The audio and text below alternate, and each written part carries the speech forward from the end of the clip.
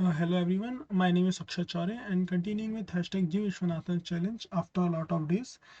Question number 88 and Queen problem 2. Uh, I already have the previous code which I used, and actually I have written this code quite long back, so this code is not giving me the optimal time complexity, but still I'm having a little short of time, so thought to use the same code. So actually very bad time complexity, but yeah, like I have no clues what to say now.